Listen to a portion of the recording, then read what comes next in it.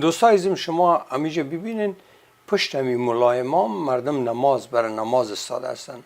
امی یک آقا در طرف شانه راست مولا است، پشت مولا در طرف شانه راست از طرف خود مولا، یعنی از پشت مولا اگه سعی کنین طرف شانه راستش میشه. امی بیچاره را چی کده؟ چی مشکل داره؟ قالوا يا هود ما جئتنا ببينة وما نحن بتاركي آلهتنا. باشه نیره ما یک ذره کلان کنم که کم دقیق تر دیده بتانه. قالوا يا هود ما جئتنا ببينة وما نحن بتاركي آلهتنا عن قولك وما نحن لك بمؤمنين. حال چی جبر؟ حال چی جبر که تو دو درد در پشت مولا استادی؟ قالوا يا هود ما جئتنا ببينة وما نحن بتاركي آلهتنا عن قولك وما نحن لك بمؤمنين. یک رقم امی سر شکم از یک زور میه. اگه ای آقا نمی بود فکر میکردیم که ای والا درد آملگی میکشه که میاله اشتک نه، اما آملگی نیست. یعنی چی گیر کرده؟ دمو افغانستان یک گپ داشتیم نه خورد که بودیم میگفتن باد گنده در درون هر بنده، لعنت به او بنده که بخنده. یعنی که الا که بیا در قدر بسیار سخت نگی که حالا میترقی، یا اگر مریض استی استاد نشو. شما یک دفعه دیگه سعی کنین راستی جبر است که در صف نماز استاد باشی. قالوا يا هود ما جئتنا ببينة وما نحن بتاركي آلهتنا عن.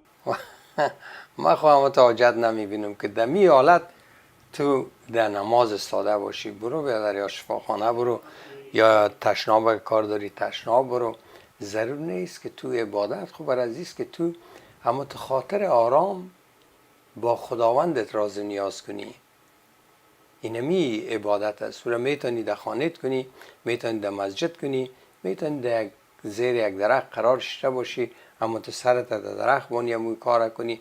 مقصد است که بین خودت و خداوندت یک راز و نیاز است. اونمون نماز ای که مردم انتخاب کرده که بیا 5 رکعت تو کو 2 رکعت تو کو 3 رکعت، این همون چیزای ظاهریش است، این مانای نماز اصلی رو نداره. به هر حال سعی کنین اینی نفر بیچاره را وای کلمات وای بوه لا اله الا آمنت بالله دا کلمات ایرامی مردمای کچه که فکر میکنن که از هر کس امتحان اسلامی بگیرن در روی سرک استاد کردن وای کلمه ده، کلمه تا بخوان. حالا کلگی کلمه را یاد نداره و کلمه به اساس قرآن نیست. چی مانا؟ خداوند است، خداوند بزرگ است، غیر از این خداوند دیگه خداوند نیست. و نمی خداوند است که محمد پیغمبر رایی کردن. حالا یک قصه یک یا جور کردن. اینمی کلمه خود دیگه چیز نیست خداوند، مگر اونم یک خدایی که از روی چی میفهمیم که مو خداست؟ که محمد رایی کرده. یعنی گویایش از دیگه طریق دیگه نمیفهم.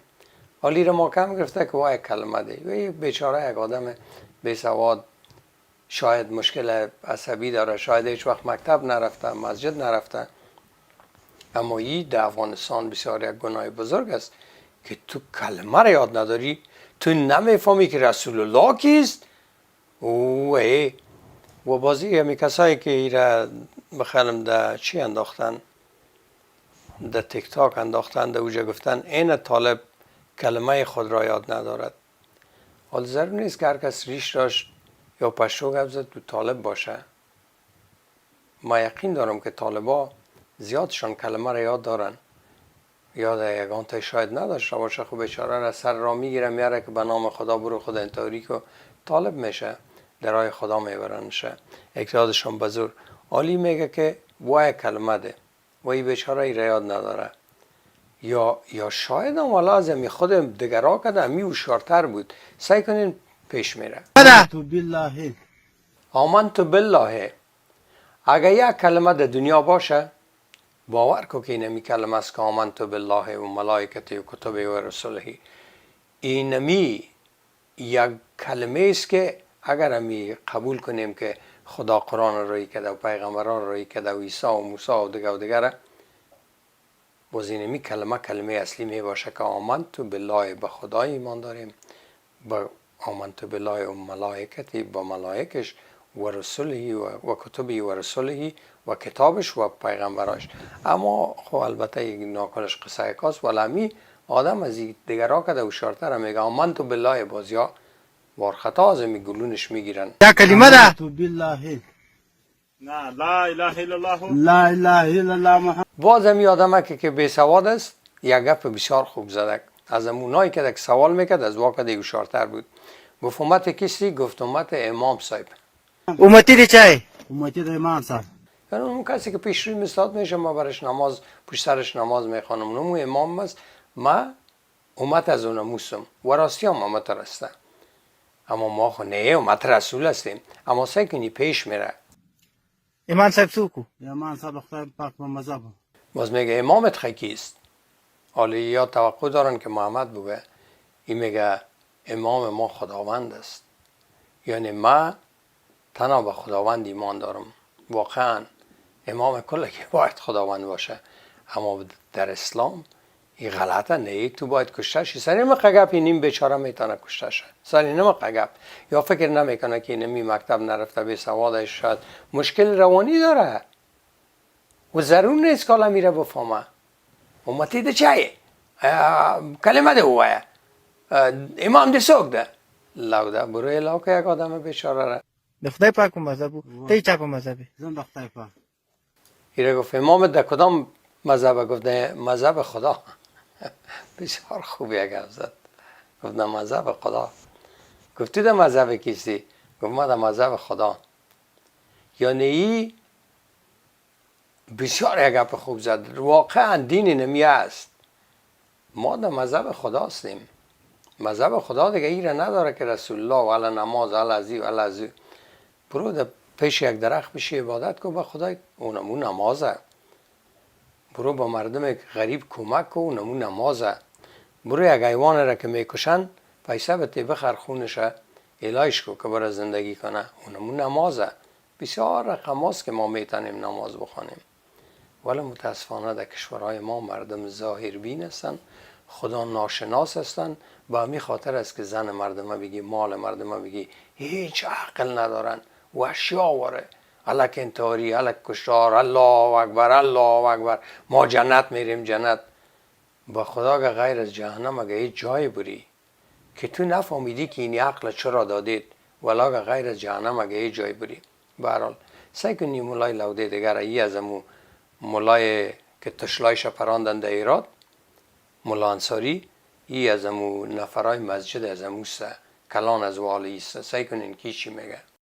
دکتر عافیه صدیقی دانشمند هستوی پاکستانی الاصل، یک خواهر مسلمان است که از سال 2003 و این طرف در زندانهای ظالمانه آمریکای متجاوز زندگی میکند. این لبکایزی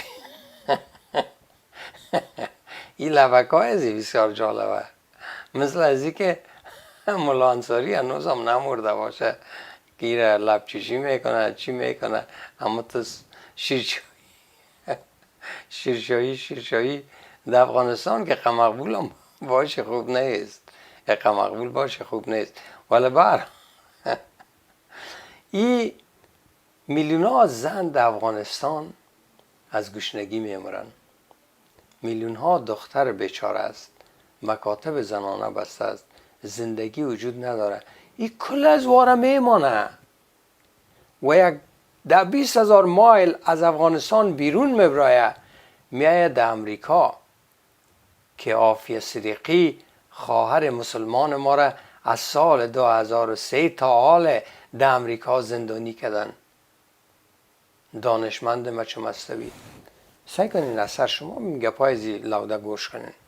در نتیجه یک معامله ننگین پاکستانی ها و حکومت غدار پاکستان ملعون، این دختر مسلمان برای آمریکا فروخته شد.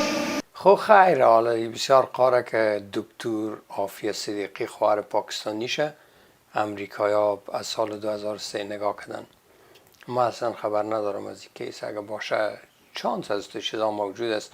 یکان دفعه دانشمندای هسته‌ای که در دنیا خطرناک باشن برای یک کشور دیگه بخواین که کار کنن که از او امریکا، روسیه، چین اینا احساس خطر کنن، جلوگیری میکنن، میگیرنش، میکشنش، نمیماننش. یا بیا برای ما کار کو یا برای دشمن ما کار نکو. که چانس از این نباشه که مثلا یک بام اتمی در امریکا منفجر ساخته شد، یا در مسکو یا در بیژینگ چیزا.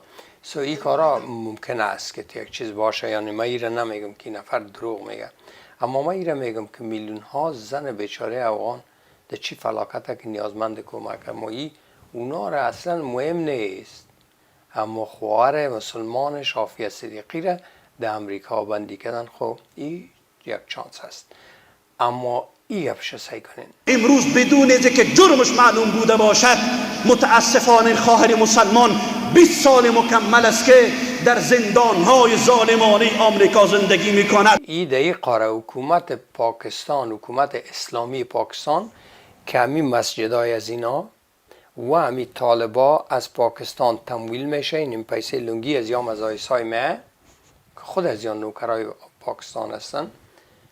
میگه یک معامله ننگین که حکومت پاکستان خواهر مافیا صدیقی را داد بره امریکا. خب شاید یام باشه، مگرم تو چه غرض دهی؟ حکومت پاکستان از خواهر مسلمان تو نماینده خدا نیستی در روی زمین. تو چی کار هستی؟ وطن خودت در گرفته، برو به غم خود بسوز. این رو سعی کنین باز. و شب و روز سربازان صفاک و خون آشام و متجاوز آمریکا بر حریم این خواهر مسلمان ما تجاوز میکنند. چی؟ 20 سال است که در زندان امریکا بدون سرنوشتی امکان نداره. ولی خیره، بیا قبول میکنیم، اما این نیست. آخر چی گفتی؟ تو یک دفعه تکرار کن. سربازان صفاک و خون آشام و متجاوز آمریکا بر حریم این خواهر مسلمان ما تجاوز میکنند. 20 ساله که در زندانهای امریکا عسکرای امریکایی در سر خواهر مسلمان ازی تجاوز جنسی میکنن. بر حریم مقدس خواهر مسلمان تجاوز میکنن. کاملا غلط. اول که در سیستم زندانهای امریکا اگه در درون زندان بندیا بین خود کدام کار شوی است، اما ای که عسکرها سربازا برای 20 سال این زن را تجاوز کرده برن و هیچ بازخواست نباشه، به هیچ وجه امکان نداره. اما باز یک گپ دیگه، سعی کنین شما می چهره خواهر ازیره، همین خواهرش آفیه صدیقی چهرگکش سعی کنین که همین قابل تجاوزه. همین خوشت میاد خود افغانستان خود مجبوریت هست. مردمان که خر یک جای میشن، که سگ، که گو، به خاطر فقر سکشوالتی است. اما در امریکا سعی کنین خواهر بدرنگ ازیره. یعنی راستی سربازای امریکا را خر فکر کردی؟ تو راستی خر فکر کردی که هر شو یا دخترای مقبول در امریکا بانن بوده در جان خواهر مقبول ازی؟ سعی کن که چی یک بدرنگ خانم است. یعنی منظورم نیست که من ایره توهین کنم، میگم یعنی دروغ یک اندازه داره. سعی کن این دخترای امریکایی را که در میرا که برید این نفر این می رقم دخترها در روی سرک میبینی، پیش مکتب میبینی، در کالج میبینی، در بازارها میبینی، در شاپینگ سنتر. یعنی یکی دوتا نیست، در پیش بیچ برو که کالاگکای نازک نه جانشان معلوم میشه. یعنی میتونی اندازه کنی اما قدر لخته. و اگه تو راستی هر روز این دخترای پری رقم ببینی، باز دلت نمیشه که سر یا آفیه صدیقی و معرر شو. یعنی چرا یا قدر دروغ میگن؟ و خیلی ملا بودن که دروغ گفتن اردوش یک جای تولد میشه یا اردوش یک جای کلان میشه. دوگانه ایستن چی هستن؟ مولای غول برو در ایراد خود برس، برو وضع زنها را در خود ایراد ببی. آمدی در اینجا که خواهر ما یک زن پاکستان مملکت تا در داد، حالا آمدی خواهر پاکستانی ما در زندان امریکا. یک نقطه دیگر هم تبصره میکنم. این مولای را که حال میمانم بعد از این یک مولای سنی است که احتمالا در امریکا در کدام جای زندگی میکنه، به انگلیسی به حساب مردم پند و وعظ و نصیحت میکنه و این در سر سیغه گپ میزنه. یعنی شیعه بسیار غلط میکنن، صیغه میکنن، نکاح یک شبه و 2 شبه و 10 ساعته و 20 ساعته میکنن. سعی کنین. Iran, as you know, because you're from there, is run by rules that are not Islamic. برای ایرانی ها، کدام ایرانی هایی که اونجا شده میگه که ایران شما خودتان میفهمین که قوانین را داره که قوانین اسلامی نیست. باز کوشش میکنه که تشریح کنه. Right? For example, they have temporary marriages, right? In Iran, you do mut'a for a day or 10 days. I don't know, whatever. What do you call it? Huh? همین عروسی کردن یک دختر برای یک روز 10 ساعت یا 20 ساعت یا 10 روز یا اترا که باز اونجا ایرانی صدا میکنه که صیغه، میگه بله صیغه، و باز میگه صیغه غیر اسلامی است. ما نمیفهم که اینمی مردم کدام وقت قرآن خواندن، همین نکاح را میفهمن چرا صیغه غلط باید باشه. صیغه خو از نقطه نظر اخلاقی بسیار بخشین مردگوی است. راستی تو یک زن بگی پس الهش کو 10 ساعت بعد 20 ساعت بعد در جای که چیز مثلا در مشهد یک جای بسیار مشهور میرن یک دختر میره صیغه میکنن برای چند ساعت، برای 10 ساعت در نکاحش میرن، در نکاح باز بعد از او پس الهش میکنن. اما آیا ما سنیا گفته میتونیم که شیعه غلط میکنن؟ امی صیغه ضد اسلامی است؟ نه، به هیچ وجه نیست. صیغه کاملا در چوکات اسلام است. برای چی؟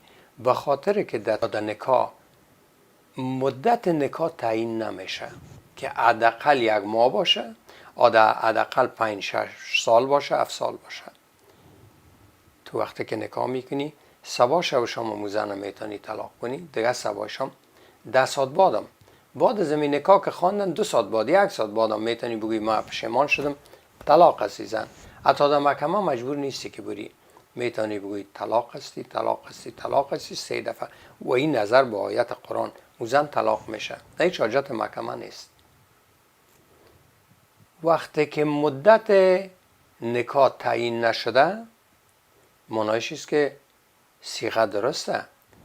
صیغه یعنی نکاحی که در او یک وقت تعیین میکنن، یعنی یکی از شرایط از این نکاح است که ما تو برای 1 روز نکاح میکنیم، بعد از تو طلاق هستی، تو رایت مرای اسلامی است. این غیر قانونی نیست، کاملا در چوکات اسلامه، چون نکاح وقت نداره.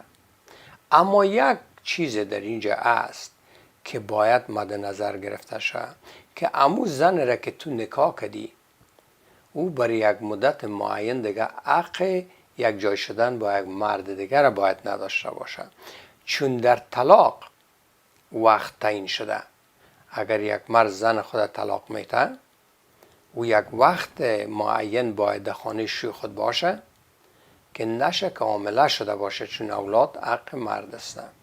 این حال اگر او 3 ماه و 10 روز یا 4 ماه و 10 روز باشه که تا 3 دفعه از عادت ماوار پس شوه، باز در او صورت او زن میتونه که یکی دیگه صیغه کنه. اما غیر اسلامی بودن صیغه اینی نقطهش است که اونو خانم در مشهد در اونو جمعه صیغه میکنه، باز سباکت اون یک مرد دیگه صیغه میکنه. اونو حالت دومه که در قرآن گفته شده اون رو زیر پای میکنه. از اون نگاه غیر اسلامی است. اما برای ازی که یک زن تو برای 1 روز عروسی کنی هیچ غیر اسلامی نیست. در اسلام زن بیاد مثل کنیز و برده خرید و فروش میشد. تا حالی ما مهریه میگذاریم برای زن، در واقع قیمت است که ما میگذاریم. چرا زنها برای مرد مهریه نمیتن؟ در واقع اونمو که تو حق انترکورس یا زفاف هم میگیری از زن، او با مو پیست او را مفروشه برای تو.